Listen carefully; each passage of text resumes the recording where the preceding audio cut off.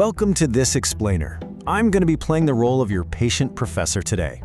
Now, whether you're just learning English or you've been speaking it your whole life, you know this language is absolutely full of little traps. You know the ones, those tiny words that look similar, sound exactly the same, but follow completely different rules. Well, don't worry about it. Today, we're going to clear up these common grammar mix-ups so you can write and speak with absolute confidence. Let's get into it. Here is our syllabus for today.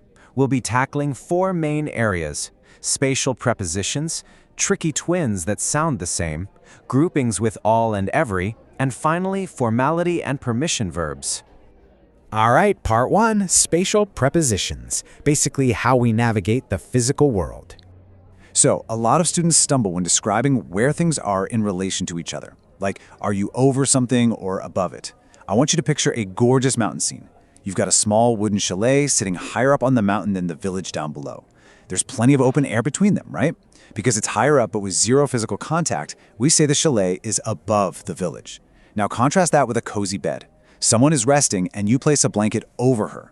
That blanket is physically touching and covering her. So the rule of thumb here is use above for a higher level without contact and over when one thing physically covers or touches another. But hey, it's English, right? There's always an exception. When we start dealing with numbers and measurements, the rules shift just a bit. Usually we use over with numbers, like I get over 60 emails a day. It would sound super weird to say you get above 60 emails, right? But there's a strict exception when it comes to temperatures. When talking about temperature in relation to 0 or a specific average, you've got to use above, like the temperature is above 30 degrees. Let's look at another pair of spatial words to see how movement works. Across versus through. When you're moving from one side to another on a surface, you go across it. Think of taking a boat across a river or drawing a line across a sheet of paper. But when you're moving from one side to another while being physically surrounded by something, like a bunch of trees, you're walking through the forest. You are in it, not just on it. Okay, let's do a quick mental check. I want you to imagine a dog. He's happily running, but the grass is super tall, literally completely surrounding him as he moves from one side of the field to the other. So, is he running across it or through it? Think about it for a second. Well, because he is in the tall grass and physically surrounded by it, he is running through it.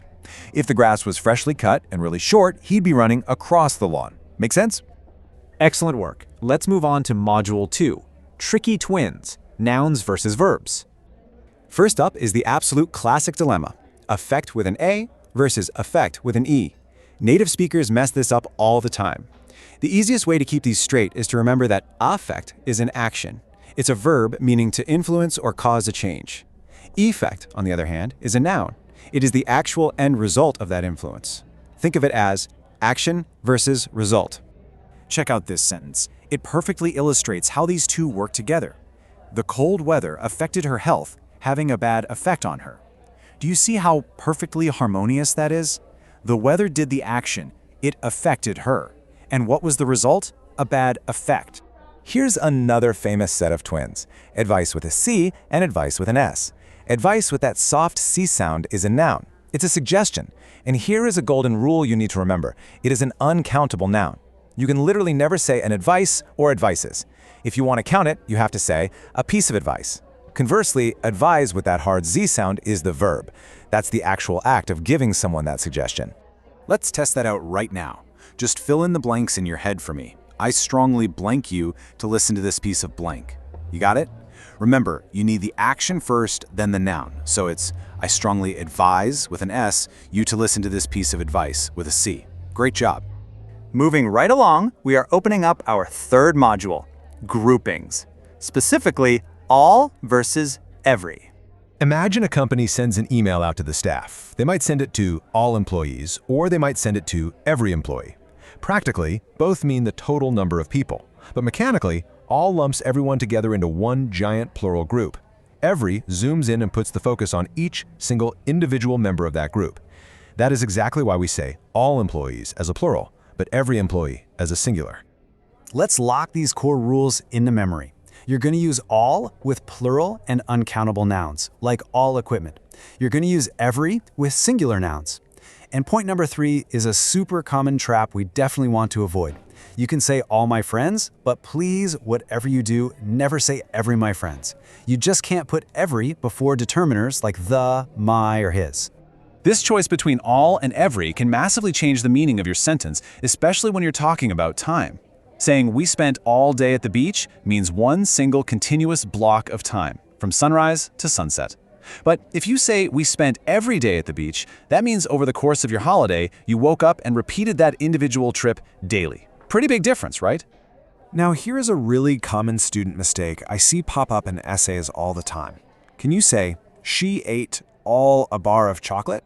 I want you to think about how we refer to complete, single entities that have an a or an an sitting right in front of them. The answer is nope, you definitely can't say that. The correct phrasing is, she ate a whole bar of chocolate. We use the word whole to replace all whenever we're dealing with singular, countable nouns that use a, an, or the. You just can't jam all right before a. So it's a whole bar, a whole day, the whole country. And that brings us to our final module, number 4, formality and permission verbs. The English language is heavily dependent on social context.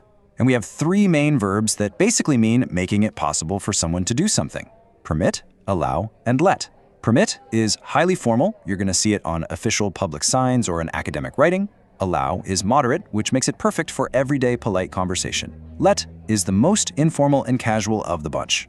Now pay close attention to the rule here. Permit and allow both require you to use to afterwards, but let never uses the word to. You can see that mechanical difference in action right here. Informally, we'd say, let me show you how to open it. We completely drop the word to. But in a formal sports report, it would read, the injury will permit him to play. Because it's formal, that to is absolutely required. Okay, review time. Let's talk about the passive voice. The passive voice is when the action is being done to the subject. Now, permit is the absolute king of the passive voice for public notices, right? Photography is permitted. Allow also works perfectly here. You are allowed to eat fruit. But here is your golden rule for this module. The word let is never used in the passive voice.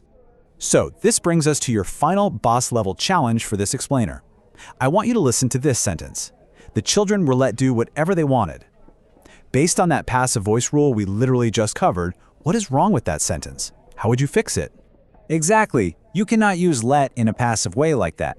You have to swap out that forbidden passive let and use our moderate verb allowed. So the sentence becomes, the children were allowed to do whatever they wanted. If you caught that, give yourself a massive pat on the back. You are officially thinking like an English grammar professor. Well, we've covered a ton of ground today, haven't we? From mountains way above villages to the really subtle differences between all and every. So I want to leave you with this final thought. When you think about your own daily conversations, are you letting, allowing, or permitting your word choices to cause confusion? Take these rules we learned today, step out into the world, and start applying them.